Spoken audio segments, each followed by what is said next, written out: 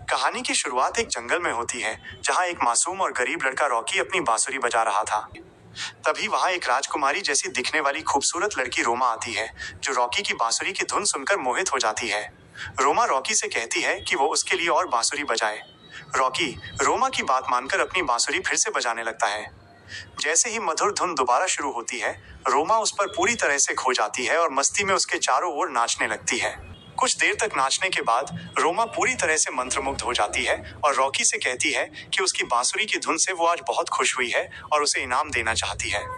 Rocky, जो गरीबी में जीवन व्यतीत कर रहा था, पूछता है कि वो उसे क्या इनाम देना चाहती है। रोमा मुस्कुराकर कहती है, मुझे पता है कि तुम्हें काम की बहुत जरूरत है। अगर तुम्हें काम चाहिए तो मेरा हाथ चूमो। जैसे ही तुम मेरा हाथ चूमोगे, तुम्हें तुरंत काम मिल जाएगा। लेकिन इसके साथ ही वो एक शर्त भी रखती है। याद रखना, अगर तुमने एक बार हाथ चूम लिया तो तुम अपने वादे से पीछे नहीं हट सकते और तुम्हें सारी जिंदगी मेरे साथ काम करना पड़ेगा।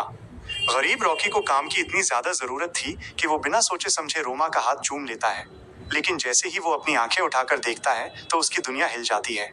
जिस खूबसूरत राजकुमारी को वो देख रहा था, वो अचानक एक बदसूरत बूढ़ी औरत में बदल चुकी थी। रॉकी डर से कांपने लगता है। तभी वो बूढ़ी औरत, जो अब भी रोमा ही थी, उससे कहती है, अब तुम मेरे वादे के मुताबिक मेरे गुलाम हो चुके हो। तुम्हें मेरे हर आदेश का पालन करना होगा और अगर तुमने मेरा आदेश नहीं माना तो मैं तुम्हें एक भयानक राक्षस में बदल दूंगी। रॉकी समझ जाता है कि वो एक बहुत बड़ी मुसीबत में फंस चुका है और उसके पास कोई और रास्ता नहीं था। वो मजबूरी में उस बूढ़ी रोमा का गुलाम बन जाता है। रिया अकेली ही एक घने और खतरनाक जंगल से गुजर रही होती है। उसकी पवित्रता इतनी ज्यादा थी कि उसके आसपास बुरी आत्माएं और राक्षस घूम तो रहे थे, लेकिन उसे देख नहीं पा रहे थे। वे बस उसकी मौजूदगी को महसूस कर पा रहे थे। हालांकि रिया उन सभी डरावने राक्षसों को देख सकती थी, जिसकी वजह से वो बहुत डरी हुई थी। अपनी पवित्रता के कारण वो उन राक्षसों से बचकर सुरक्षित रूप से आगे बढ़ जाती है और धीरे धीरे एक शापित गांव के पास पहुंच जाती है। ये गांव पूरी तरह से वीरान था, क्योंकि यहाँ राक्षसों का राज था। गांव में कदम रखते ही रिया के कपड़े और उसका पूरा हुलिया तुरंत बदल जाता है। ये देखकर रिया घबरा जाती है और तुरंत उसी द्वार से बाहर भाग जाती है। जैसे ही वो शापित जगह से बाहर निकलती है, वो फिर से अपने पुराने रूप में आ जाती है। इस घटना से रिया समझ जाती है कि इस पूरे गांव पर राक्षसों का राज है। इसी दौरान रॉकी को एक अजीब सी आवाज सुनाई देती है और वो उसका पीछा करते हुए एक गुफा की तरफ जाता है। गुफा के अंदर पहुंचकर वो देखता है कि एक चुड़ैल एक आदमी को कोड़े मार रही है और उससे एक कुंवारी लड़की का खून लाने के लिए कह रही है। वो आदमी दर्द से चिल्लाता हुआ कहता है कि वो ये काम नहीं कर पाएगा। ये सुनकर चुड़ैल और ज्यादा गुस्से में आकर उसे और भी निर्दयता से मारने लगती है। ये सब देखकर रॉकी से रहा नहीं जाता। वो एक जलती हुई मशाल लेकर चुड़ैल को डराने की कोशिश करता है, ताकि वो उस आदमी को छोड़ दे। लेकिन चुड़ैल बहुत ही गुस्सैल स्वभाव की थी। वो उस आदमी को छोड़कर रॉकी को ही कोड़े मारने लगती है। रॉकी किसी तरह उसके कोड़ों को रोकने की कोशिश करता है, लेकिन वो बहुत कमजोर पड़ रहा था। इससे पहले कि चुड़ैल उसे बुरी तरह जख्मी कर पाती, अचानक एक रहस्यमयी आदमी वहां प्रकट होता है। उस रहस्यमयी आदमी को देखकर चुड़ैल डर के मारे वहां से भाग जाती है। जब गुफा से बचकर बाहर आता है तो वो एक और हैरान कर देने वाला दृश्य देखता है। जिस बूढ़ी रोमा को वो गुलाम बना था, वो अब फिर से एक खूबसूरत राजकुमारी में बदल चुकी थी और वो रहस्यमयी आदमी भी उसके साथ खड़ा था। रॉकी उनसे पूछता है कि ये सब क्या है। तब राजकुमारी उसे बताती है कि वो इस जंगल की रानी है और वो रॉकी का इम्तिहान ले रही थी। वो कहती है कि रॉकी ने उस आदमी की मदद करके अपनी अच्छाई साबित की है और वो इस इम्तिहान में पास हो गया है, इसलिए वो उसे आजाद कर देती है और उसे एक घोड़ा भी देती है। रॉकी ये सुनकर कहता है कि वो एक गरीब आदमी है और उसे घोड़े की क्या जरूरत है, वो कोई राजकुमार थोड़ी है। तभी रहस्यमयी आदमी रॉकी से कहता है, तुम अपने कपड़े तो देखो।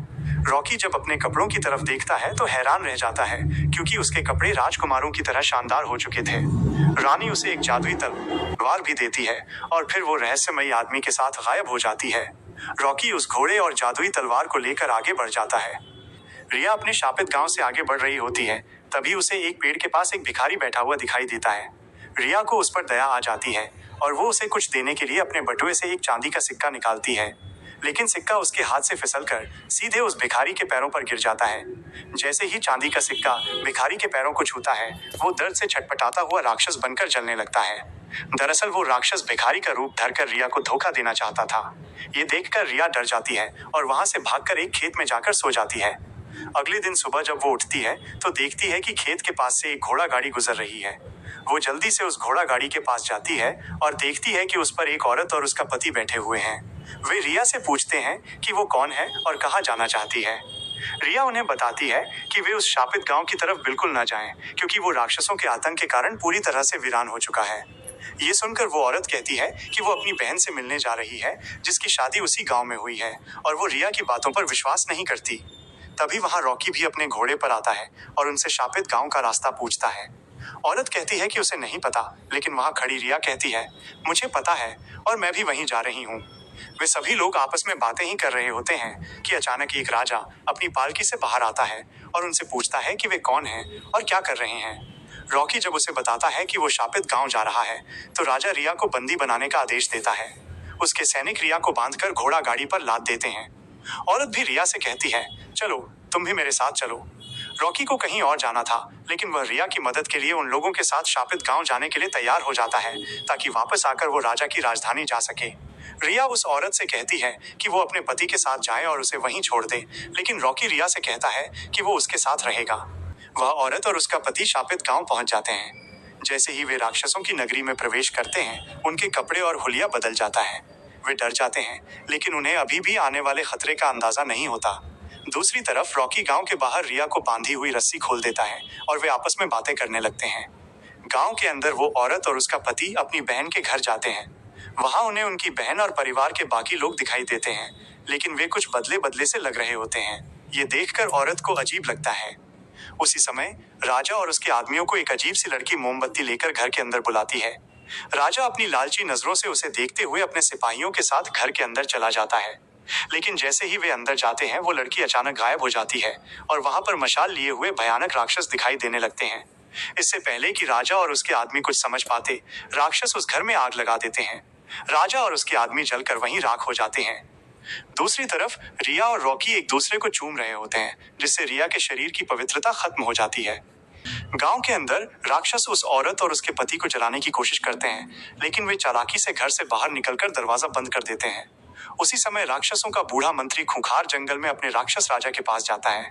वो रिया और रॉकी को भी अपने साथ ले जाता है और उन्हें राक्षस के महल में कैद कर लेता है।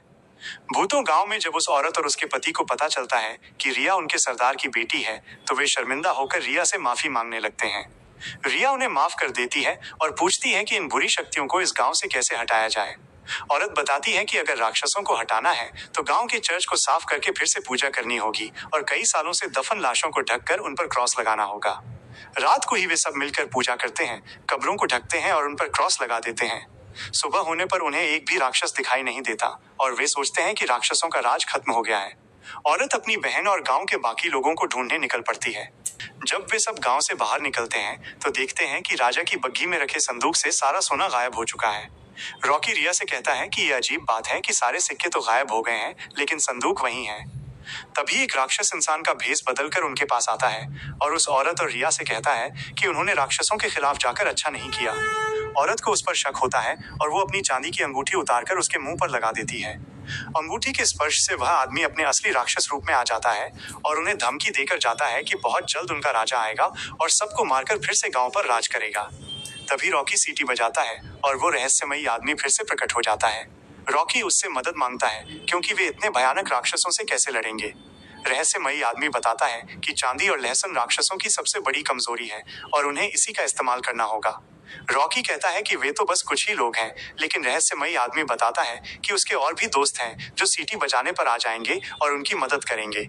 रॉकी फिर से सीटी बजाता है और 4 और रहस्यमयी लोग वहां प्रकट हो जाते हैं। इसके बाद सभी मिलकर चांदी के सिक्कों को फाड़कर तलवार की नोक पर लगाते हैं और कुछ लहसुन और चांदी को बारूद के साथ मिलाकर एक छोटी सी डिब्बी में भरते हैं। थोड़ी देर बाद राक्षस जंगल से निकलकर गांव की तरफ बढ़ने लगते हैं। रिया, रॉकी और उनके साथी अपने अपने तीरों पर चांदी और लहसुन लगाकर उन्हें मारना शुरू कर देते हैं। चांदी और लहसुन से लगे तीरों के लगते ही राक्षस भस्म होने लगते हैं। जब राक्षसों का राजा देखता है कि उसके सैनिक मारे जा चुके हैं, तो वो और भी ज्यादा राक्षसों को बुलाता है। रिया और रॉकी के साथी बहादुरी से लड़ते हैं। आखिरकार राक्षस डर के मारे अपने जंगल के अंदर भाग जाता है। तभी वो रहस्यमयी आदमी रॉकी से कहता है कि उसके सारे दोस्त और सैनिक अभी भी राक्षस की कैद में हैं और अपनी हार का बदला लेने के लिए वो उन सबको मार देगा।